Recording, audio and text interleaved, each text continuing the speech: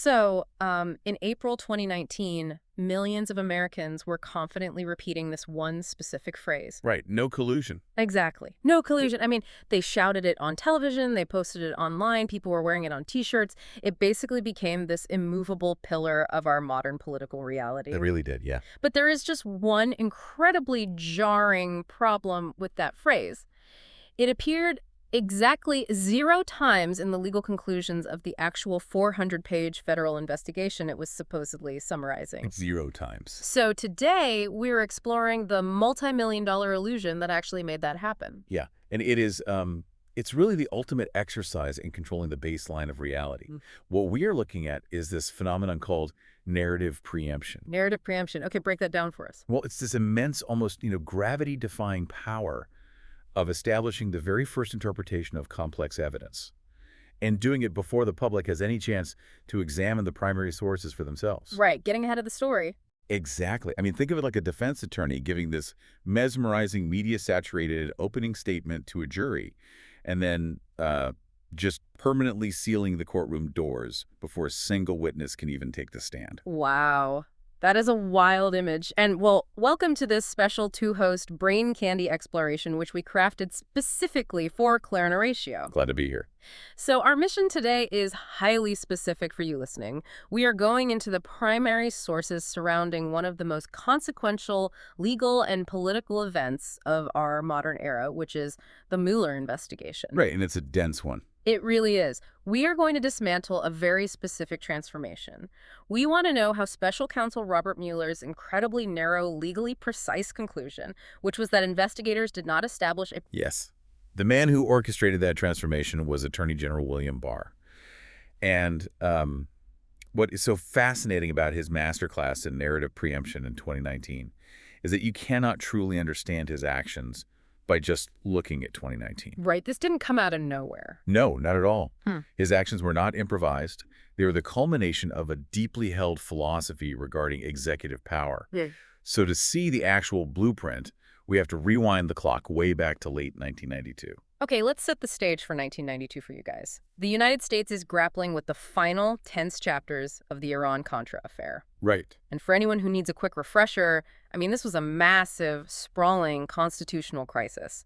The Reagan administration had secretly and illegally sold weapons to Iran, which was subject to an arms embargo at the time. Yeah, and then they used the proceeds from those sales to secretly fund the right-wing Contra rebels in Nicaragua. Which Congress had explicitly passed laws forbidding.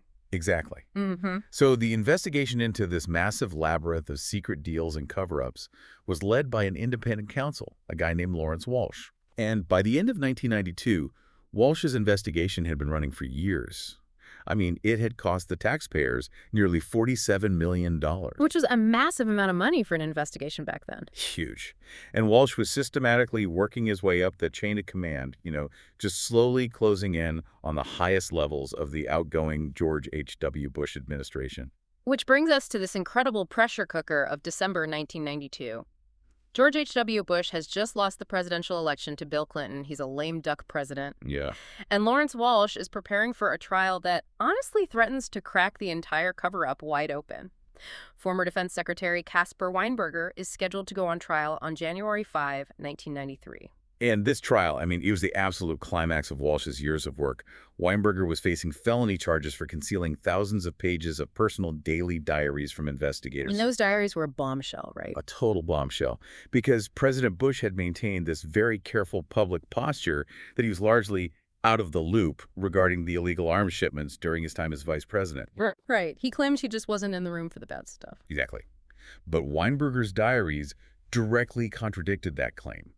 They documented meetings where Bush was present and actively participating in the discussions about the arms for hostages deals. Okay, so the stakes for the presidency here just literally couldn't be higher. A highly publicized federal trial is imminent. The president's defense secretary is going to be cross-examined under oath. Yeah. And the underlying evidence includes diaries that suggest the sitting president of the United States had been actively deceiving the American public about his role in a massive scandal. It was a nightmare scenario for the White House. And beyond Weinberger's diaries, Lawrence Walsh had also finally managed to pry loose President Bush's own vice presidential campaign diary. Oh, wow. After years of resistance, right. Years of institutional resistance. So the momentum of accountability was reaching its absolute zenith. The mechanism of discovery was about to be laid completely bare in a federal courtroom. And that is the exact moment when William Barr, who is serving as Attorney General at the time, intervenes. He steps right in. Barr advises President Bush to use the ultimate executive trump card, which is the absolute constitutional power of the pardon. But he doesn't just suggest a targeted pardon to, save Weinberger from the stress of a trial. He goes much further. Way further. Barr advised President Bush to issue a sweeping blanket pardon. He recommended pardoning Caspar Weinberger and, crucially, 5 other key figures embedded in the Iran-Contra affair. So this is like pulling the fire alarm right before the final exam to make sure absolutely nobody gets graded. Did Barr ever actually justify doing something so drastic? Well, when we examine Barr's own reflections on this moment, his underlying philosophy regarding executive power becomes crystal clear. Years later, Barr participated in a presidential oral history project for the Mueller Center. Okay. And he was asked about this specific period, and he proudly recalled his advice to President Bush. When other advisors in the administration were suggesting the politically safer route of just pardoning Weinberger, Barr recalled telling the president, no, in for a penny, in for a pound. In for a penny, in for a pound. I mean, that is a staggering phrase to use in the context of federal justice. It really is. That is not the language of a cautious legal scholar carefully weighing the equities of the law or agonizing over accountability. That is the language of a casino gambler just sweeping the table. Exactly. It is a strategic, totalizing maneuver designed to end the game completely. It is the language of executive shielding. So what happened? Well, the pardons were issued on Christmas Eve 1992. And the timing and the breadth of the action were just devastating to the investigation. The Weinberger trial, which was scheduled for just days later, was instantly preempted. Gone. The threat of President Bush ever having to be called as a witness or having his personal diary scrutinized and entered into the public record in open court, it all just vanished overnight. The momentum of the independent counsel's investigation hit a brick wall. The mechanism of discovery was just shut down. I mean, the public never got to hear the cross-examination. They never got to see those documents presented in context. No, they didn't. And Lawrence Walsh, the independent counsel who had literally dedicated years of his life to this, he officially noted in his final, very frustrated report that these Christmas Eve pardons effectively completed the cover-up. So you can see here, if you're listening, the formation of a core philosophy. The Department of Justice is not being viewed merely as an independent, blind arbiter of facts that just lets the chips fall where they may. Right. That's not the model here. Instead, the apparatus of justice, combined with the absolute powers of the presidency, can be proactively utilized to preemptively terminate threats to the executive branch before any kind of public reckoning can occur. You control the narrative by entirely dismantling the mechanism of discovery. And that lesson forged in 1992 is absolutely critical to understanding 2019. Which brings us to a massive chronological leap. We move from 1992 to June 2018. Right. The Mueller investigation is in full swing. It is dominating the news cycle, issuing subpoenas, securing indictments of Russian intelligence officers and campaign associates. The political world is totally on edge. And William Barr, at this specific moment, is a private citizen.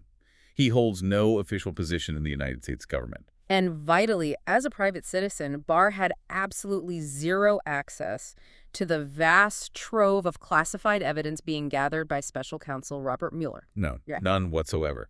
He was not privy to the witness testimonies, the intercepted communications, or any of the internal White House documents that Mueller's team was meticulously cataloging. Wait, so operating entirely in the dark regarding the actual factual record, Barr drafts a highly detailed, unsolicited 19-page legal memorandum. Yes. That's like diagnosing a patient without even looking at their chart. How does he justify that? And who does he even send it to? Well, he doesn't submit this to a law journal for academic debate. He sends it directly to Deputy Attorney General Rod Rosenstein, the man officially overseeing the Mueller probe, and he shares it with President Trump's personal defense attorneys. So he's sending a playbook directly to the targets and the overseers of the investigation. Exactly. And the memorandum was a preemptive strike against the very legitimacy of the obstruction of justice investigation itself. Based on what? Barr justified this through a rigid, absolutist interpretation of the United States Constitution, specifically Article 2, which defines the powers of the president. Barr subscribes to a robust version of what is known as the unitary executive theory. Okay, let's unpack the mechanics of that theory for you guys, because it is literally the engine of everything that follows. Yeah, it's crucial. The theory basically argues that the president doesn't just manage the executive branch, the president essentially is the executive branch. All executive power, including all federal law enforcement authority, derives entirely and exclusively from the president. Under this theory, the president possesses plenary meaning absolute and unqualified authority over the Justice Department. Therefore, Barr argued in his memo, Mueller's investigation into whether the president obstructed justice was, to use Barr's exact phrasing, fatally misconceived. Fatally misconceived. Yeah. Barr's specific legal argument was that if a president exercises a power that is facially granted to him by the Constitution, such as the power to fire the director of the FBI or the power to pardon or the power to close an investigation, the exercise of that constitutional power legally cannot be considered a crime.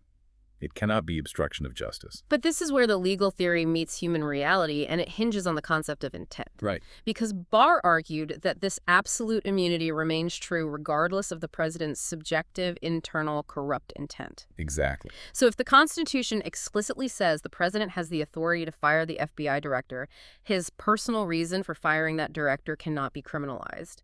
Even if the president fires the director specifically to halt an investigation into his own conduct, Barr argues that action is constitutionally protected and cannot be prosecuted as obstruction. It creates a virtually impenetrable shield around the presidency.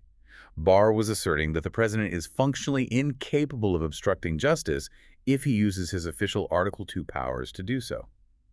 The only remedy for such actions, in this view, is the political process of impeachment by Congress, not the criminal justice system.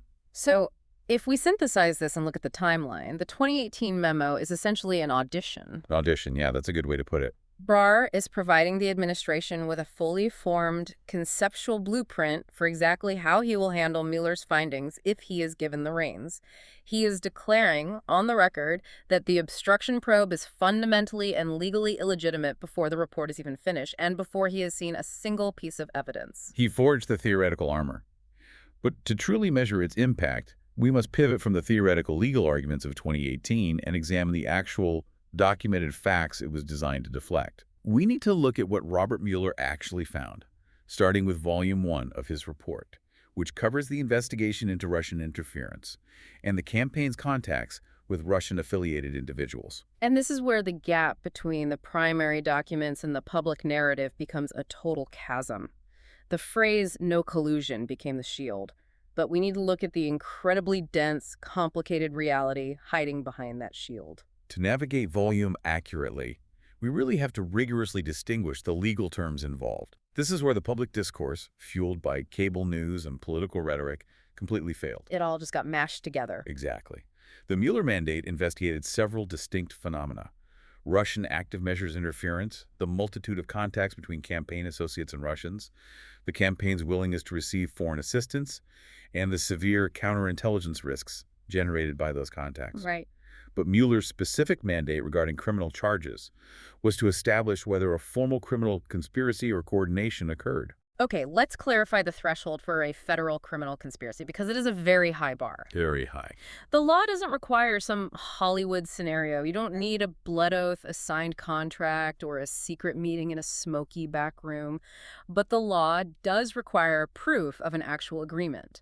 There must be an explicit or tacit agreement between two distinct parties to commit a specific federal crime, accompanied by an overt act to further that crime. And Special Counsel Mueller explicitly stated in Volume I that the investigation did not establish this requisite level of criminal conspiracy or coordination between the Trump campaign and the Russian government. Okay, so that is the factual, legal conclusion. But did not establish a prosecutable criminal conspiracy is a precise legal threshold. It is emphatically, objectively not the same thing as nothing happened or it was all a hoax. No, not at all. I mean, the primary record and overflowing with events that shatter the nothing happened narrative. Let's look closely at the June 9, 2016 meeting at Trump Tower. The Trump Tower meeting is perhaps the most vivid illustration of the chasm between a prosecutable conspiracy and an alarming reality. And the sequence of events here is documented entirely in written emails. Okay, break it down for us. So a British music publicist named Rob Goldstone reaches out to Donald Trump Jr. And Goldstone doesn't send a vague message, right? He doesn't say, hey, I have a hot tip about your opponent. No, he is extremely explicit. He emails Trump Jr. ogling high-level, sensitive information, quote, dirt, on Hillary Clinton. And he specifically, undeniably frames this offer by writing that the information is part of Russia and its government support for Mr. Trump. Okay, so the offer of assistance from a hostile foreign intelligence apparatus is plainly stated in writing. Yes. And Donald Trump Jr.'s documented, written reply to that specific offer was, if it's what you say, I love it. I love it. There's no call to the FBI. There's no rejection of foreign interference. They follow through. They set up the meeting right in the heart of the campaign headquarters at Trump Tower. And who actually shows up to this? The senior leadership of the campaign attends. Donald Trump Jr., campaign chairman Paul Manafort, and Jared Kushner. Now, to be strictly accurate to the investigative record, Mueller confirmed that Donald Trump himself did not attend this meeting, and there was no documentary evidence proving he was informed of it beforehand. Okay, but the legal significance here is profound. Taking that meeting demonstrated a clear, undeniable willingness by the highest echelons of the campaign to receive opposition research explicitly predicated on the support of the Russian government. Absolutely. But Mueller didn't charge them for it. Right. Mueller ultimately declined to charge campaign officials with a campaign finance violation for this meeting. This was partly due to the difficulty of assigning a monetary value to the dirt offered, and the challenge of proving the officials acted with the specific legal knowledge that their conduct was unlawful. Because they have to know they're breaking the law for it to be a crime in that specific instance. Exactly. But the willingness to collude, in the colloquial sense of the word, was fully documented. And the Trump Tower meeting wasn't an isolated anomaly either. The broader chronology of the campaign is just riddled with these alarming intersection points. Let's look at the campaign chairman, Paul Manafort, and his relationship with a man named Konstantin Kilimnik. This one is critical. Paul Manafort has spent years working as a highly paid political consultant in Ukraine, backing pro-Russian politicians. Right. And during his time managing the Trump campaign, Manafort maintained regular contact with his longtime associate, Konstantin Kilimnik. And Kilimnik is not just a random political operative. The FBI assesses that Kilimnik has ties to Russian intelligence. Yes. And during the heat of the 2016 campaign, the chairman of the Trump campaign is secretly meeting with him. And the most critical exchange between them involved Manafort actively sharing internal campaign polling data with Kilimnik. They met at the Grand Havana Room in New York, and Manafort provided detailed polling information and discussed campaign strategy in key battleground states. We really need to explain why internal polling data matters so much here, because a poll isn't just a list of who is winning. No, it's way more valuable than that. Right. Internal campaign polling is a highly sophisticated, incredibly expensive map of the American electorate. It identifies specific demographics, specific counties, and specific messaging vulnerabilities. Exactly. So why would Russian intelligence want that? Well, because if you are running a massive covert social media manipulation campaign, which the Russians were, that polling data tells your bot farms exactly where to aim their surgical micro-targeted propaganda. It is literally the targeting coordinates for an information war. The transfer of that data is an established fact. However, we must adhere strictly to the official findings here. Caveat time. Yes, vital caveat. The bipartisan Senate Intelligence Committee, which conducted its own exhaustive investigation, later deemed Manafort's relationship with Kilimnik a, quote, grave counterintelligence threat. Right. They found that Manafort's actions created profound vulnerabilities. But the primary investigative record from Mueller does not prove that the specific polling data Manafort handed over was the direct mechanism that enabled the Russian government's micro-targeting operations. So they couldn't draw a direct line between the two. Right. The evidentiary chain connecting the data transfer in New York to the execution of the social media campaign in St. Petersburg could not be definitively established as a criminal conspiracy. But the data was shared, the risk was generated, and the contacts just kept happening. Let's look at George Papadopoulos, who was a foreign policy advisor for the campaign. Papadopoulos' actions are crucial because they actually initiate the entire FBI investigation. Oh, wow. Yeah. So in the spring of 2016, Papadopoulos is in London. He meets with a professor named Joseph Mifsud, who the FBI believe had substantial connections to the Russian government. Okay. And Mifsud informs Papadopoulos that the Russians possess dirt on Hillary Clinton in the form of thousands of emails. And the timeline here is essentially the smoking gun of the context. Massoud tells Papadopoulos about the hacked emails before the Democratic National Committee publicly announces they have been hacked. Right, long before. And long before WikiLeaks begins releasing them. Papadopoulos is carrying this explosive, clandestine information, and he later drunkenly brags about it to an Australian diplomat in a London bar. As one does. Right. And when the hacked emails eventually drop, the Australians notify the FBI, and that is what triggers the opening of the investigation. When you synthesize Volume I, you just see this massive, echoing reality gap. The campaign was explicitly offered help by individuals tied to the Russian government. They were highly receptive to that help. Very receptive. The campaign chairman shared sensitive targeting data with a man linked to Russian intelligence. Advisors were informed of Russian hacking operations before the public knew.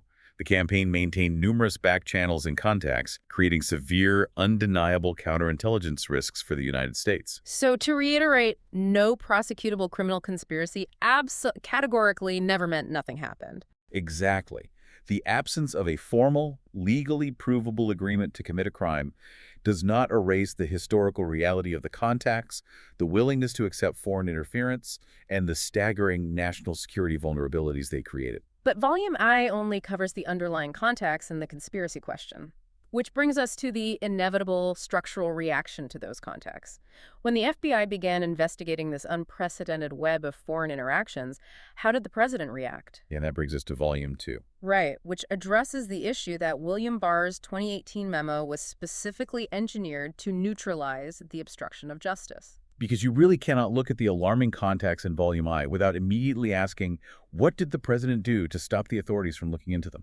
So what does Volume 2 actually look like?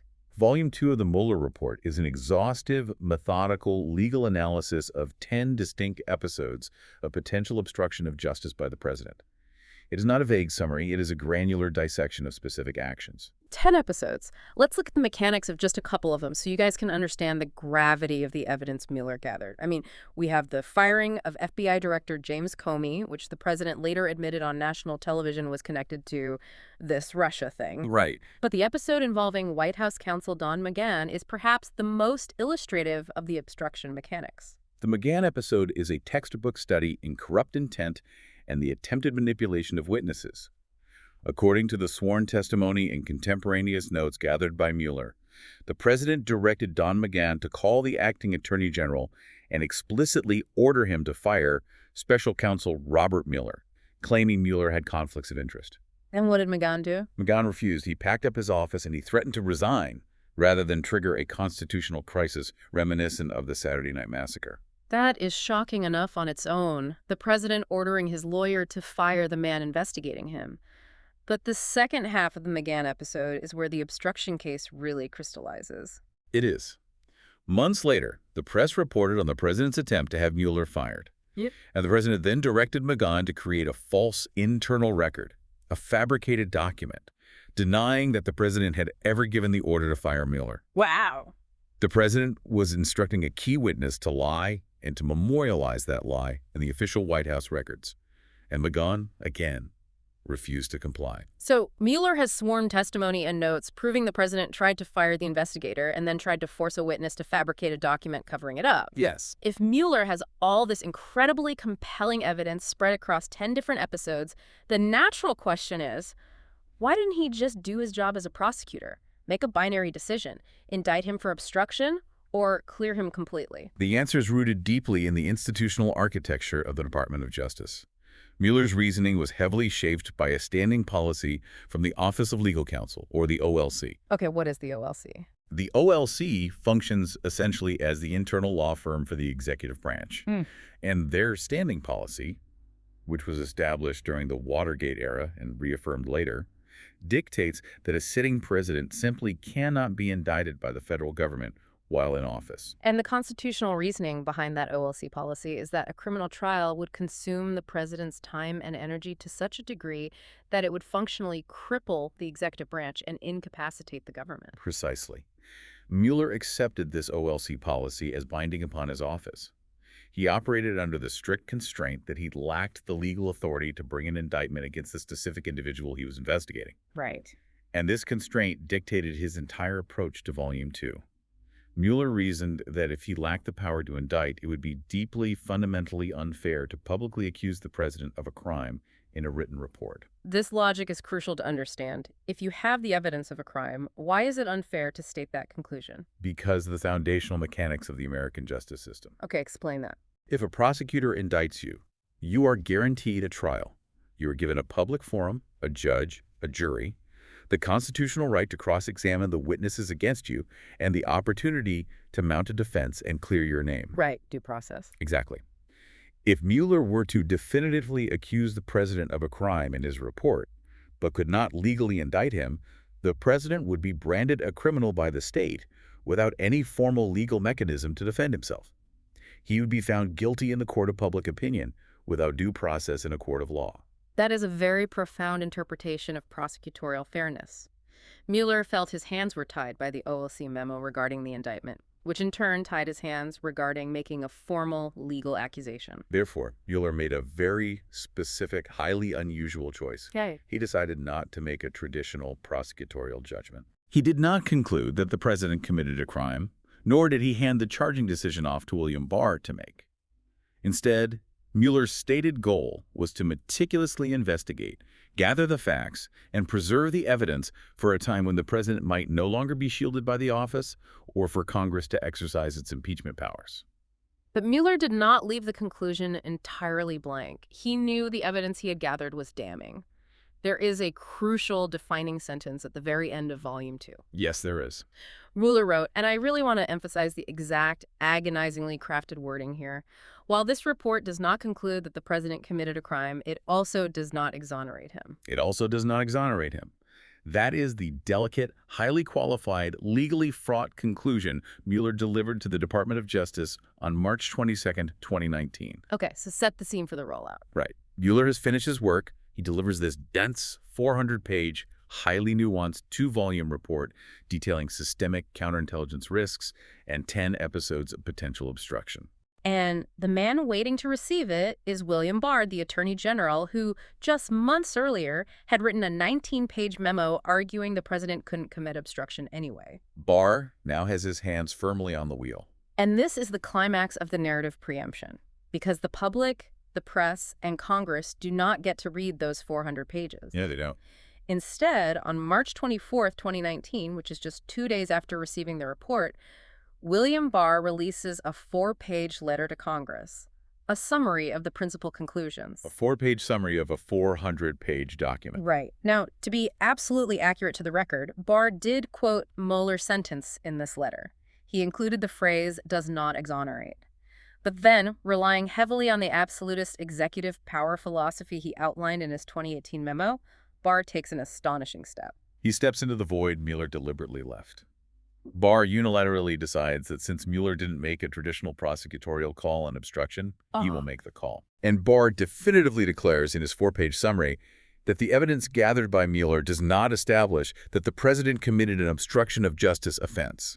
He essentially acts as the jury and the judge over a single weekend. Yes. He clears the president based on a legal theory that completely ignores the factual evidence of episodes like the Magan directive.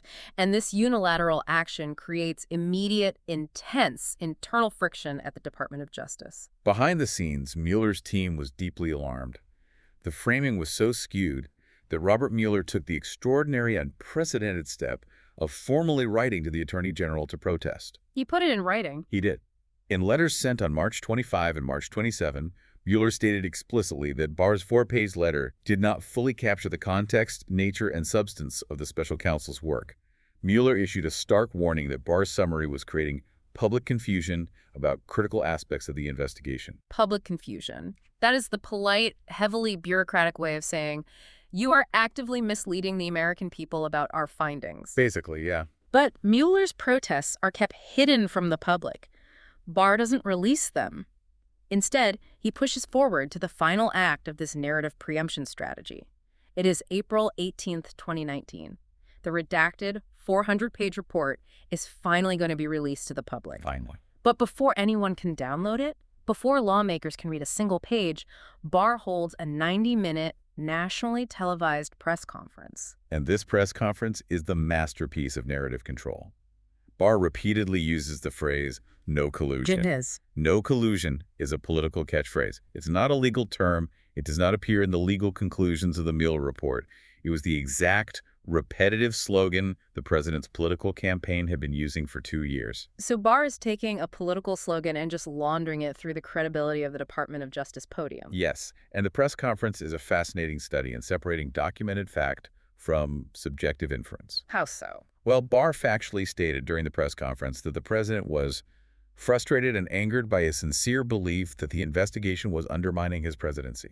And that is a massive, incredibly consequential inference.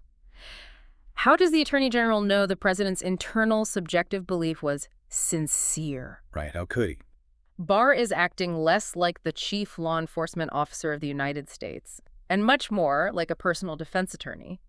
He is providing a psychological excuse, a motive of innocent, righteous frustration for all of the president's obstructive actions. Exactly. And he's planting that excuse in the minds of the public and the press corps hours before they can read the 10 detailed episodes of obstruction for themselves.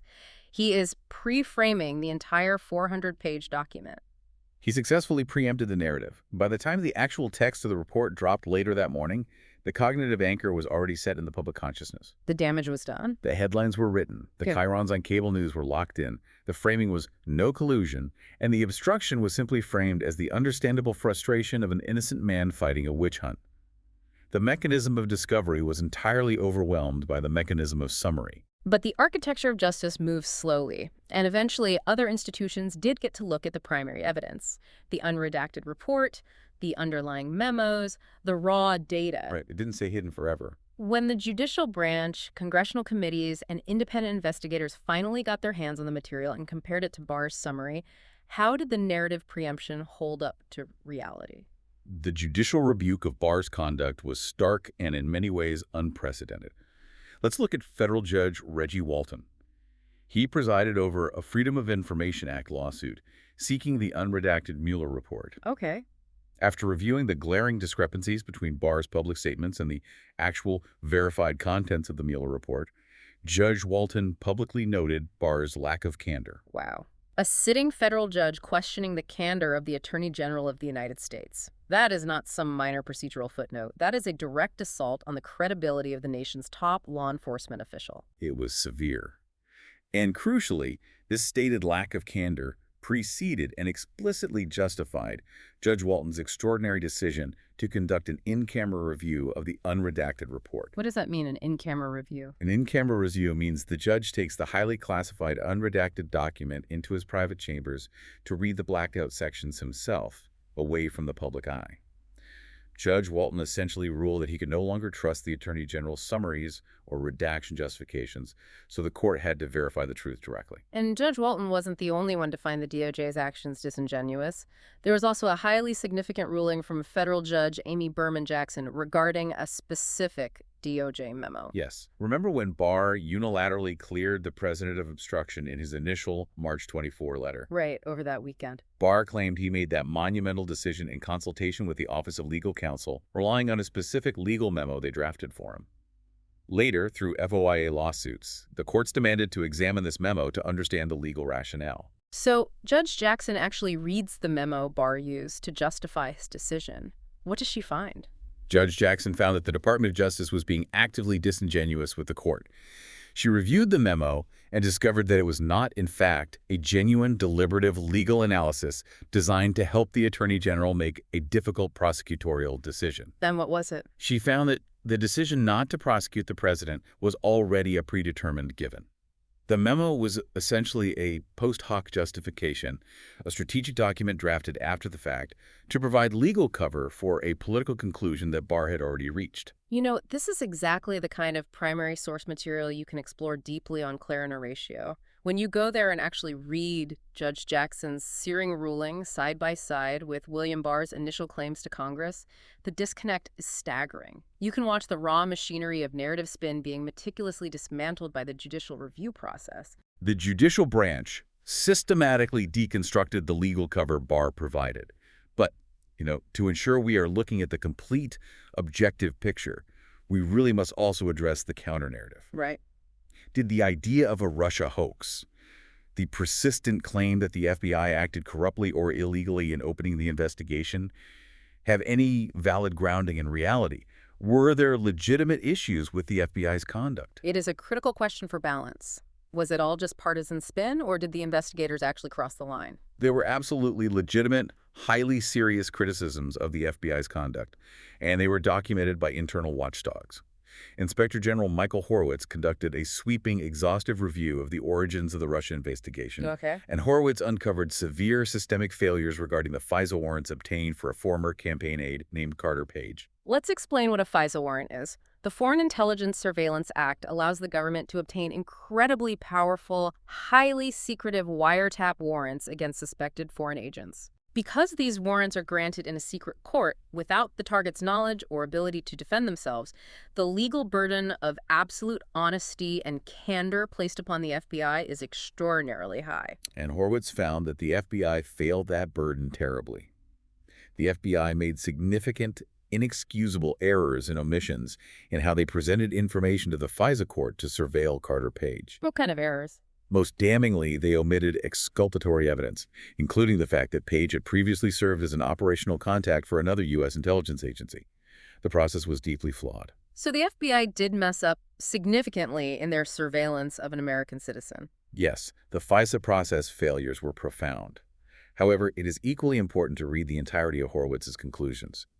While he condemned the FISA process, Horowitz explicitly concluded that there was adequate predication to open the overarching investigation, which was known as Crossfire Hurricane. Predication, meaning the foundational factual basis required under DOJ guidelines to legally begin an investigation. Horowitz said they had enough facts, specifically the Papadopoulos tip regarding the hacked emails, to justify opening the probe. Correct. The investigation was legally justified. And furthermore, Horowitz explicitly found zero documentary or testimonial evidence that political bias or improper motivation drove the FBI's decision to open the probe. Right. The errors were attributed to gross incompetence and confirmation bias, not a political conspiracy. But Barr didn't stop with the Inspector General. He appointed his own special counsel, John Durham, to investigate the investigators. The stated goal was essentially to unearth the deep state plot against the president. Did Durham actually find the evidence to support that sweeping narrative? After a years-long investigation that actually lasted longer than Mueller's, John Durham's final report largely fizzled in terms of criminal conspiracies. Durham issued a report that harshly critiqued the FBI's analytical rigor, arguing that the Bureau should have moved more slowly and been more skeptical of certain intelligence. But Durham's investigation completely failed to prove the existence of a deep state criminal conspiracy or a coordinated illegal hoax against the president. 2 trials brought by Durham ended in rapid acquittals by juries. So it didn't hold up in court? No. So, while there were profound, undeniable procedural failures regarding the Carter Page FISA warrants, the primary institutional records completely dismantled the idea that the entire Mueller investigation was an illegal, baseless hoax. So we have this incredible, multi-layered story from 2019, a deeply nuanced 400-page federal report condensed into a 4-page summary, pushed through a misleading press conference, and then slowly, painstakingly dismantled by federal judges and inspectors general over years of litigation. Yeah, it really is a masterclass in narrative control. But why are we telling you this specific story today? Why does the methodology of 2019 matter right now? It matters intensely today because William Barr just gave us a masterclass in a cognitive vulnerability that is currently being industrialized and weaponized by modern technology. This is the mandatory takeaway of our exploration today. Think about Barr's 4-page summary. Think about the preemptive press conference. Now take that mechanism and apply it to the tools we use every single day. Right. Think about today's large language models, the AI search summaries at the very top of your browser, and the algorithmic feeds you scroll through. What Barr demonstrated was the immense reality-shaping power of controlling the summary. He took a massive, complex, highly nuanced data set, the Mueller Report, stripped away all the vital context, ignored the conflicting evidence, and provided a clean, synthesized answer that perfectly satisfied a specific political bias. And today, artificial intelligence models execute this exact process at an unimaginable scale, instantly. Yes. When you type a complex or politically loaded question into an AI search engine today, what happens? Selective sources are pulled from the web, the messy nuance of reality is flattened, and you are handed a perfectly formatted, authoritative-sounding output that often simply confirms your pre-existing biases. It's dangerous. I call it motivated reasoning that feels researched. You get a clean, synthesized answer that completely strips away the messy reality of the primary sources. Just like the repeated phrase, no collusion, stripped away the messy reality of the Trump Tower meeting, the sharing of internal polling data, and the 10 distinct documented episodes of obstruction. The underlying mechanism is identical. It is narrative preemption outsourced to an algorithm. The AI provides you with a definitive conclusion before you have the opportunity, or frankly, the time and cognitive energy, to evaluate the underlying evidence for yourself. Right, who has the time? Exactly. Barr proved that if you control the first summary, you control the public's understanding of the truth, even if the primary documents later prove your summary was deeply flawed or actively disingenuous. AI industrializes that capability, making narrative preemption available on every device, for every topic, every single second of the day. And that leads us to a final provocative thought for you to mull over as we conclude this exploration. If a nation's collective memory of a heavily documented 400-page federal investigation can be successfully rewritten and permanently anchored by a single 4-page summary, what happens to our shared reality when millions of AI-generated summaries are doing the exact same thing to our daily news feeds every single second?